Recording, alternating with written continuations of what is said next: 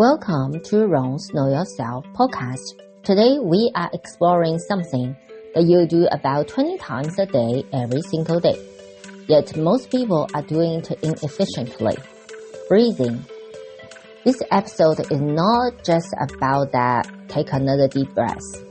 We are going much deeper into 360-degree breathing and how fascial tension can block your breath and how a simple 5-5 breathing rhythm can act like a remote control for your nervous system. So, when people hear breathe deeply, two common patterns appear. Some people lift their chest and tighten the stomach. Some push the belly outward. Both approaches are incomplete because true breathing is 300 degrees. Instead of breathing only to the chest or only into the belly, the diaphragm descends downward and the ribcage expands in three directions at once: forward, sideways, and backward into the back ribs.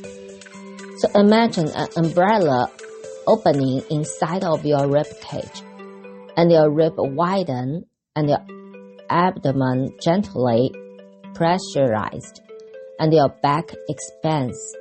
This three-dimensional expansion is what allows breathing to support the entire body.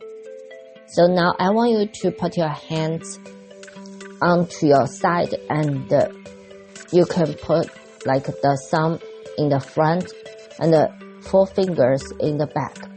So take a breath and breathing and feel that. Does it open? Where does it open in your rib cage?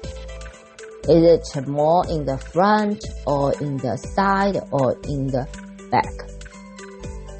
When you consciously do it, some people can do it. Some people doesn't like their back ribs open just a little bit. Some people, when they consciously doing it, they can actually do it pretty well, especially for the people who dance and do a lot of body movement. But when they not paying attention to it, then their breathing pattern switch back to that, switching back to like chest breathing, or the back doesn't get engaged. So I want you to check on it and see how is your breathing pattern. Is your breathing pattern helping you, supporting you? So if you breathe in this way, that's 300 degree, something powerful happens. Your torso becomes a pressure cylinder. So this cylinder, imagine like a can. This cylinder is formed by the diaphragm on top, the pelvic floor on the bottom, and the abdominal muscles in the front, and the spinal stabilizer in the back.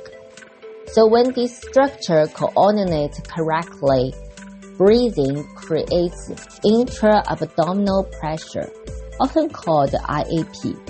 So this pressure stabilizes the spine, supports internal organs, and protects the lumbar discs, and reduces strains on the lower back. So in other words, breathing is not just about oxygen, it's about the foundation of the core stability.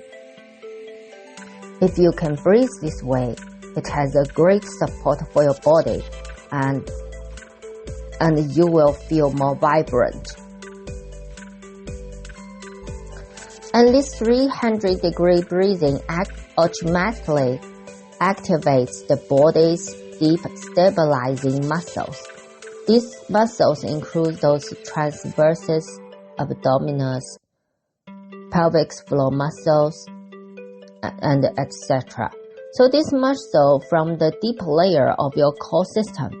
When breathing is shallow or chest dominant, this muscle often fail to coordinate. And when breathing expands in all directions, the body naturally restores its coordination.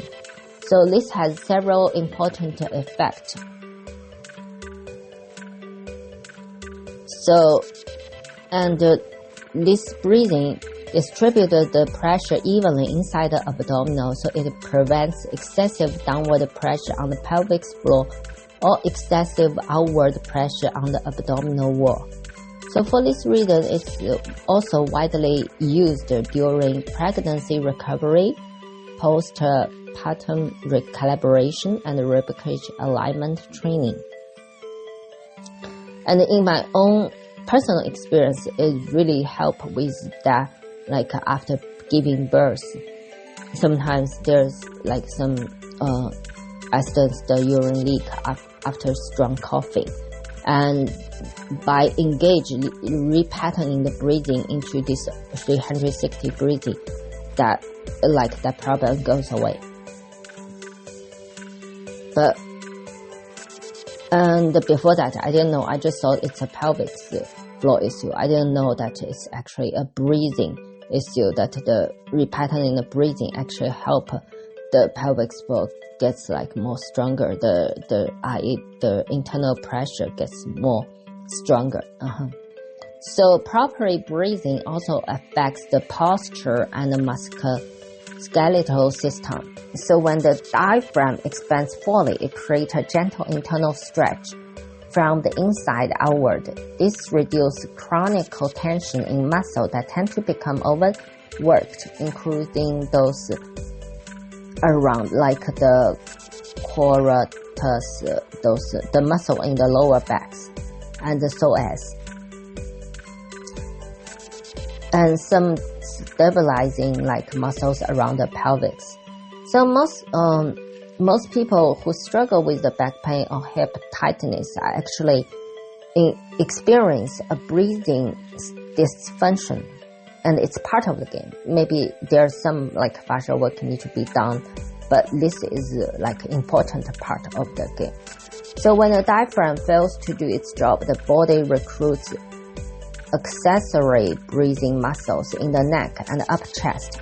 So that includes all those like SCM, you feel the tightness along your neck. Yeah, I feel it too.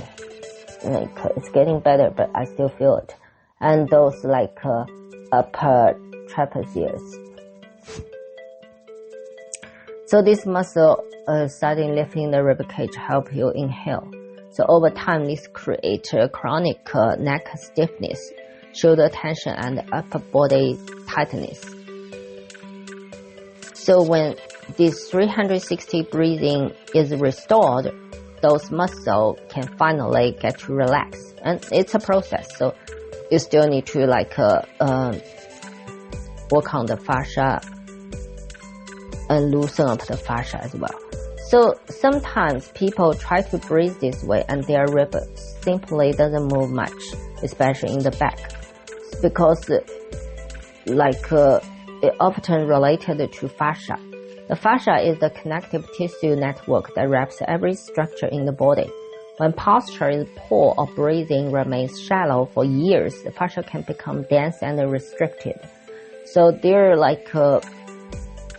can be places like it should be moving, but this fascia sometimes it's like an entire piece of cloth wrapping the body. But if the one place is knotted, then it might create effects on the other part of the body. So it might create something like gritty bands, small knots, or like spots that send the radiating sensations when pressed. So this restriction will limit rib expansion and force the body to rely on the neck muscle for breathing, and release this like a fascia restriction through movement, pressure, and manual therapy.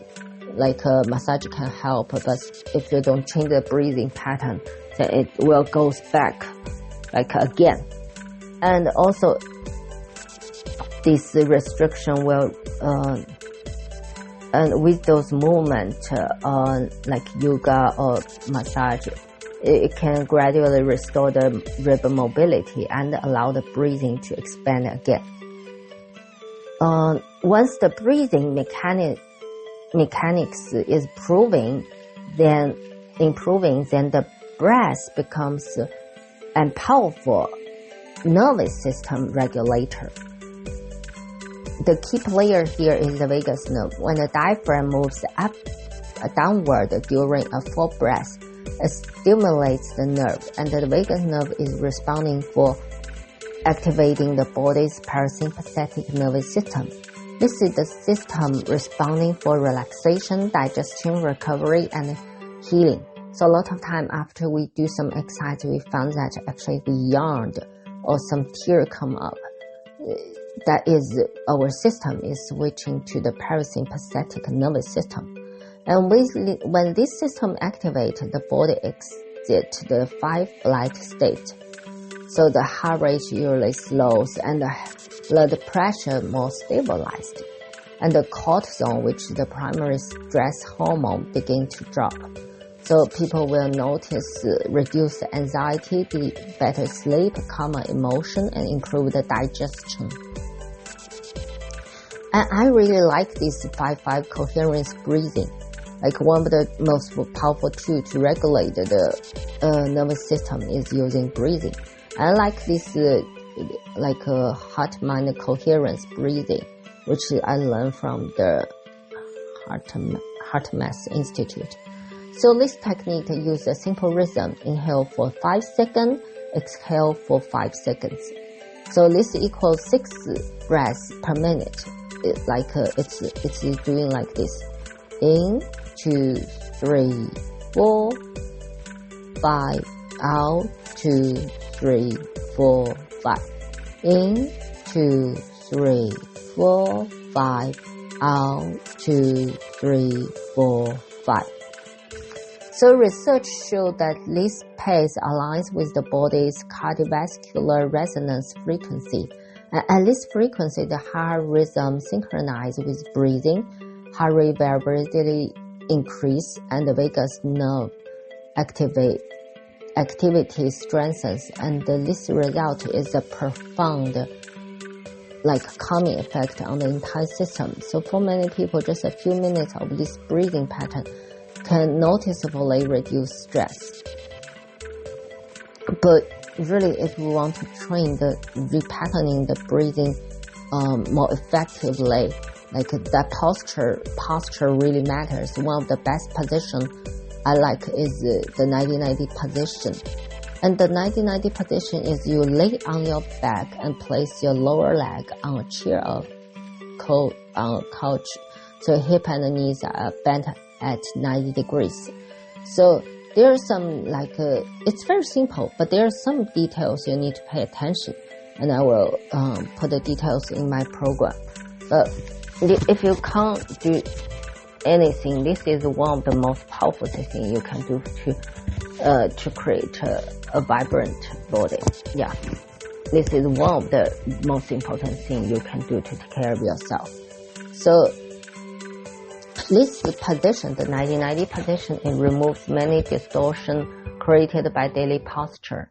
So forward head posture, tight hip flexor, and exaggerate the low back arc, something like that, because it aligns your chest, your belly, and your pelvis into natural alignment.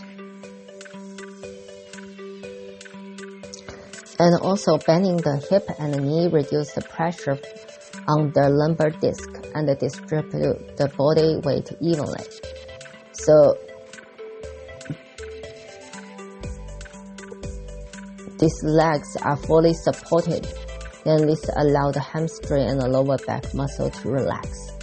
And it's passively lengthen the psoas muscle, which connects the spine to the leg, and which often holds a chronic tension. So this is one of the best optimal alignment where the diaphragm can generate the most effective expansion. And it encourages the 360 degrees rib expansion while turning off the neck-based breathing. So your breath is one of the few systems that connect your conscious awareness with your automatic body function. When you restore proper breathing mechanics, unlock fascia restriction, expand the ribcage in the dimensions, and adopt a 5-5 breathing rhythm. You are not only improving your breathing, you are resetting the entire body and the nervous system from the inside out. So thanks for listening. Keep breathing and keep expanding.